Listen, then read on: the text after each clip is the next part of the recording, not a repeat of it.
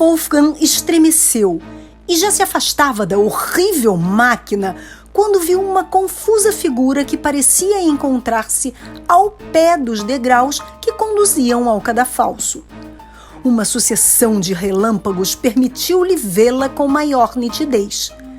Era uma mulher vestida de negro.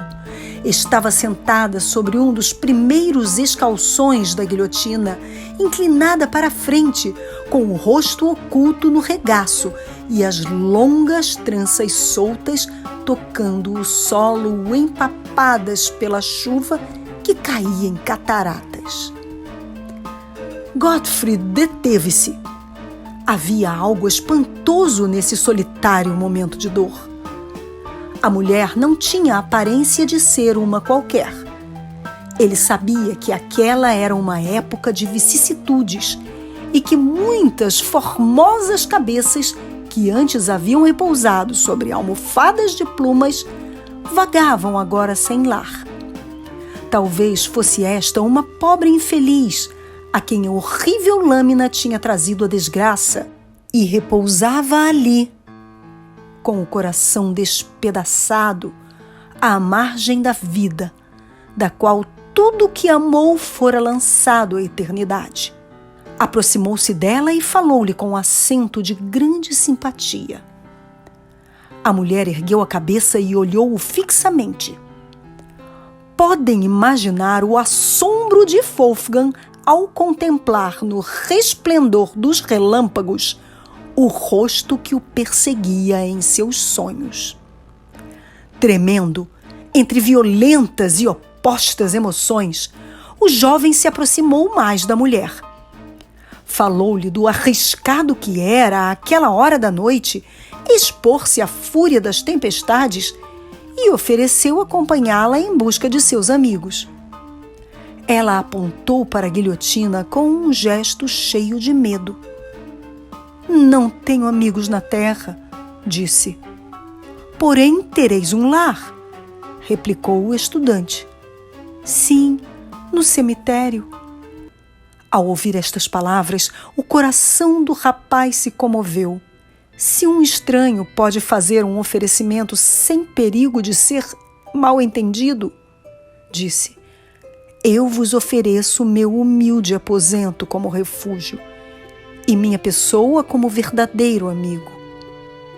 Tampouco conheço ninguém, pois sou estrangeiro, mas se minha vida pode servir-vos de alguma coisa, está à vossa disposição e vos asseguro que a sacrificaria com gosto antes de ver-vos sofrer o menor dano ou indignidade. No aceno do jovem havia uma honrada sinceridade que fez efeito. Ademais, o ser estrangeiro favorecia-o, pois demonstrava que não era frívolo habitante de Paris. Verdadeiramente, no entusiasmo, há uma eloquência que não se pode pôr em dúvida. Assim, a desamparada desconhecida confiou-se à proteção do estudante. Ao atravessar a Ponte Nova, este susteve a mulher. Passaram depois junto do lugar onde a estátua de Henrique IV tinha sido derrubada pelas turbas. A tormenta havia diminuído. Toda Paris estava calma.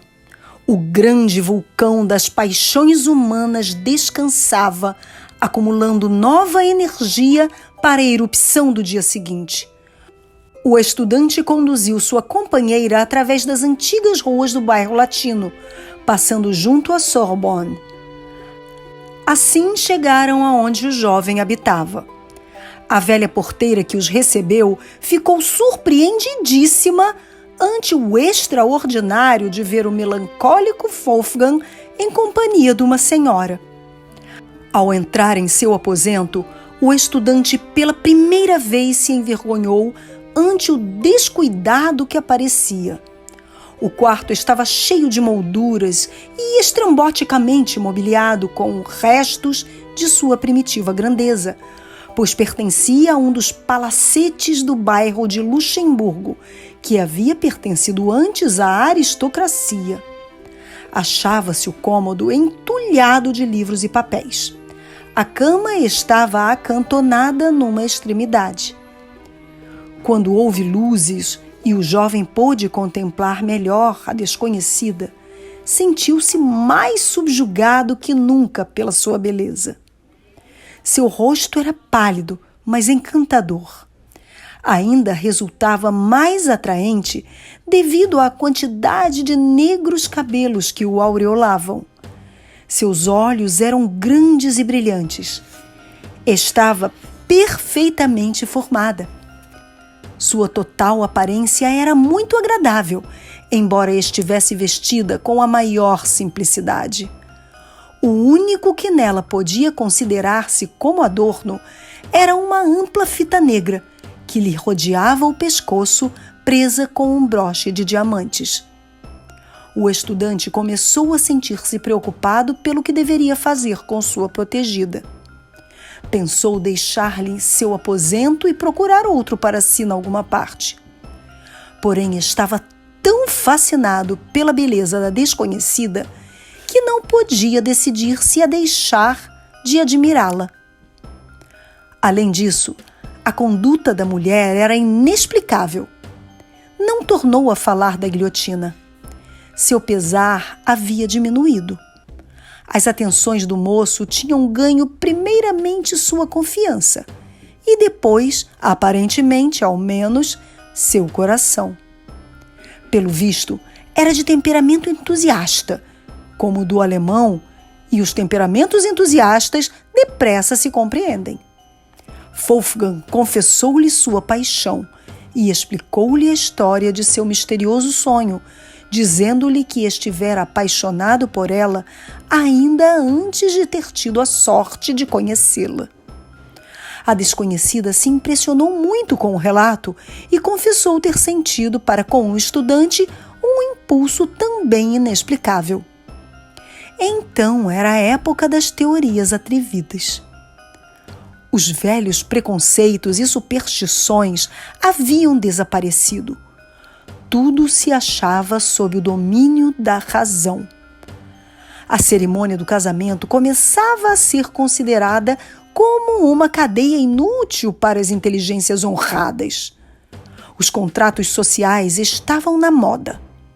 Wolfgang era muito dado à teoria e não podia subtrair-se às doutrinas liberais daqueles dias. "Por que havemos de separar-nos?", disse. "Amamo-nos. Aos olhos da razão e da honra, somos um só. Para unir as almas elevadas, que necessidade há de sórdidas e antiquadas fórmulas?" A desconhecida escutava-o com emoção. Sem dúvida tinha sido educada na mesma escola. "Vós não tendes um lar nem família", continuou ele. "Sejamos um para o outro. Se julgardes necessárias as fórmulas de praxe, observar-se-ão. Aqui está a minha mão. A vós me ofereço para sempre." "Para sempre?", perguntou ela com solenidade. "Para sempre", repetiu Wolfgang. A desconhecida estreitou a mão que se lhe oferecia. "Então fico contigo", disse, e deixou-se abraçar pelo jovem. Na manhã seguinte, muito cedo, o alemão deixou sua amada dormindo e saiu para buscar um quarto mais em consonância com sua nova situação. Ao regressar, encontrou a mulher estendida, com a cabeça pendendo fora da cama. Falou-lhe e não obteve resposta. Então, vendo sua incômoda postura, adiantou-se disposto a despertá-la. Ao tocar-lhe a mão, notou que estava gelada. Não havia pulsação. Seu rosto parecia pálido e desfigurado. Numa palavra, estava morta. O moço, horrorizado, alarmou toda a casa. Seguiu-se uma cena de grande confusão. Avisou-se a polícia. Ao entrar no quarto e ver o cadáver, o oficial retrocedeu. "Deus meu!", exclamou. Como chegou aqui esta mulher? Sabe alguma coisa a seu respeito? Perguntou ansiosamente Wolfgang. Se eu sei, exclamou o oficial da polícia. Foi guilhotinada ontem. E adiantando-se, soltou a negra fita que rodeava o pescoço da morta. A cabeça caiu rolando pelo chão. O estudante teve um ataque de nervos. O diabo! O diabo se apoderou de mim! Gritou. Estou condenado para sempre! Trataram de acalmá-lo, porém foi inútil. Estava convencido de que um espírito infernal tinha reanimado o corpo da mulher para se apoderar dele. Enlouqueceu e acabou seus dias num manicômio. O ancião havia terminado seu relato. E isso aconteceu realmente? Inquiriu o senhor curioso. Acho que sim, replicou o outro. Soube-o por uma pessoa da maior autoridade. O próprio protagonista me contou. Vi-o num manicômio de Paris. Capítulo 4. Noite de terror. Como uma história desta espécie puxa sempre outra, e como todos os presentes pareciam absorvidos pelo assunto e dispostos a trazer a lume toda a sua família e antepassados, ninguém sabe quantas outras aventuras extraordinárias estaríamos ouvindo se um corpulento e velho caçador que estivera dormindo durante todo o tempo não houvesse despertado de repente com um ruidoso e prolongado bocejo. Aquele som tão pouco harmonioso quebrou o encanto.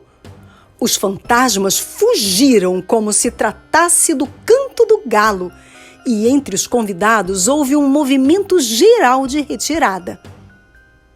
E agora, em busca do quarto encantado, disse o capitão irlandês tomando sua vela. Sim! Quem vai ser o herói da noite? Perguntou o cavalheiro da cabeça cheia de cicatrizes. Veremos amanhã cedo, respondeu o velho de nariz cômico. O que aparecer pálido e emudecido terá visto o fantasma.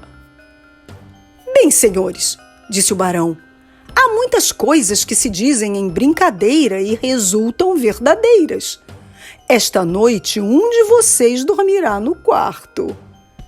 Que é? Um quarto encantado? Peço que me deixe dormir nele. E eu? E eu? E eu? E repetiram uma dúzia de hóspedes, falando e rindo ao mesmo tempo. Não, não, redarguiu o nosso hospedeiro. Numa das dependências de minha casa há um segredo, a respeito do qual vou fazer uma experiência. Nenhum dos senhores saberá quem ocupou o aposento encantado até que as circunstâncias o revelem. Nem eu mesmo estarei inteirado, pois deixo-o à sorte e à decisão de minha governanta. Ao mesmo tempo, lhe farei observar que não existe em minha casa um aposento que não seja digno de ser frequentado por fantasmas. Desejamo-nos mutuamente as boas noites e cada qual se retirou para o seu quarto. O meu ficava numa ala do edifício e não pude deixar de sorrir ante sua semelhança com as extraordinárias dependências descritas nos relatos de sobremesa. Era espaçoso e sombrio, decorado com retratos cor de fuligem. Um leito de cabeceira suficientemente alta para adornar uma cama imperial e vários móveis maciços e antiquados. Arrastei até a estufa uma cadeira terminada em patas com forma de garra. Aticei o fogo e sentei-me, fumando e meditando acerca das extraordinárias histórias que tinha ouvido, até que, vencido em parte pelo cansaço da caçada daquele dia e em parte pela mistura de bebidas, adormeci. A incomodidade de minha postura perturbou meu sono e deixou-me à mercê de toda a sorte de pesadelos. A comida e a ceia se rebelaram contra o meu repouso.